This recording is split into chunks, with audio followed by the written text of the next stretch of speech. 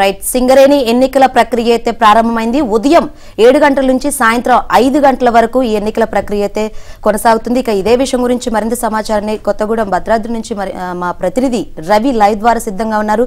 Ravi, already polling ప్రక్రియ అయితే ప్రారంభమైంది. ఏంటి అక్కడ సిచ్యువేషన్? ఎంతమంది ఓటర్లు ఉన్నారు?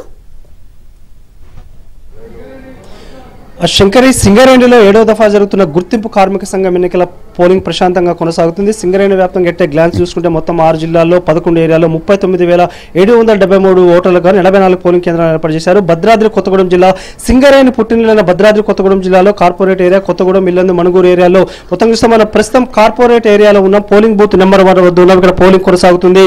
ముఖ్యంగా చూస్తే సింగరేణి కార్మిక సంఘం ఎన్నికలకు సంబంధించి మనం ఒక చరిత్ర చూసుకున్నట్లయితే నిత్యం సమ్మెలతో సంక్షోభంలో ఉన్న సింగరేణిలో ట్రేడ్ యూనియన్ ఎలక్షన్ కి ఉమ్మడి రాష్ట్రంలో చంద్రబాబు నాయుడు పాలనలో గుర్తింపు సంఘం ఎన్నికలకు శ్రీకారం చుట్టారు. తొలిసారిగా 1998లో గుర్తింపు కార్మిక సంఘం ఎన్నికలు జరిగాయి. ఎన్నికల్లో ఏటీసీ విజయం సాధించింది. తర్వాత 2001లో, 2003లో, 2007లో గుర్తింపు కార్మిక సంఘం ఎన్నికలు జరిగాయి. 2012లో చూస్తే ఉద్యమ కాలంలో టీబీజీ కేసు విజయం సాధించింది. కేసీఆర్ పరిపాలనలో 2017లో ఒకసారి మాత్రమే గుర్తింపు కార్మిక సంఘం ఎన్నికలు జరిగాయి. హైకోర్టు ఆదేశాలతో ఎట్టకేలకు ఈ రోజు సింగరేణి వ్యాప్తంగా గుర్తింపు కార్మిక సంఘం ఎన్నికల పోలింగ్ ప్రశాంతంగా కొనసాగుతుంది. మనం ప్రస్తుతం కార్పొరేట్ లో పోలింగ్ బూత్ నెంబర్ 1 వద్ద ఉన్నాం. చూసుకుంటే మొత్తం ఈ ఎన్నికల బరిలో 13 కార్మిక సంఘాలు ఎన్నికల బరిలో ఉన్నాయి. ముఖ్యంగా చూస్తే కార్మికులకు సంబంధించి చూస్తే ప్రశాంతంగా 7 గంటల నుంచి 5 గంటల వరకు పోలింగ్ కొనసాగుతుంది. ఇదే రోజు సాయంత్రం 12 చోట్ల కౌంటింగ్ కేంద్రాలు ఏర్పాటు చేశారు.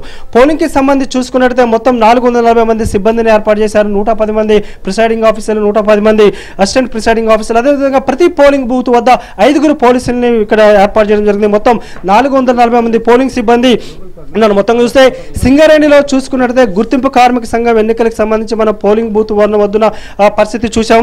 మొత్తంగా చూస్తే సింగరేణి వ్యాప్తంగా చూసుకున్నట్లయితే 11 ఏరియాల్లో మొత్తం 84 పోలింగ్ కేంద్రాల్లో చూసుకున్నట్లయితే 39,773 మంది ఓటర్లు బరిలో ఉన్నారు.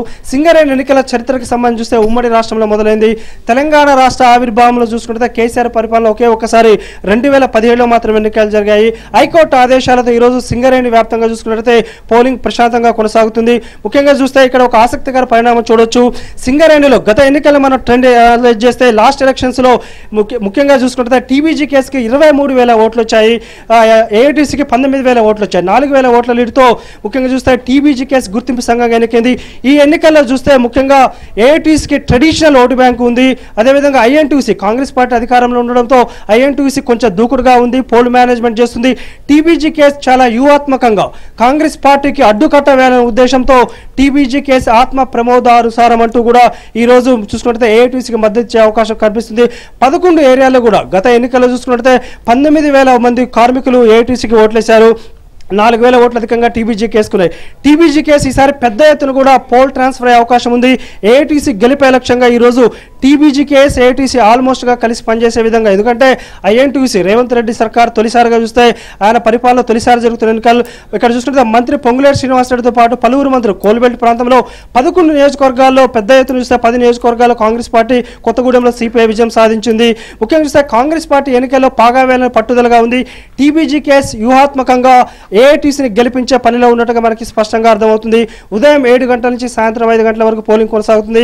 సాయంత్రం చూసుకుంటే 7 గంటల నుంచి కౌంటింగ్ ప్రారంభమవుతుంది. మొత్తం చూస్తే సింగరేణికి 130 ఏళ్ల పైగా చరిత్ర ఉంది.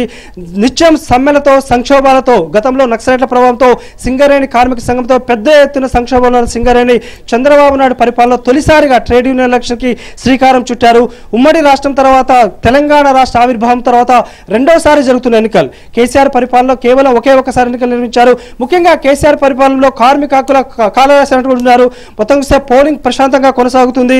ఎలాంటి ఇబ్బందులు లేకుండా యాజమాన్య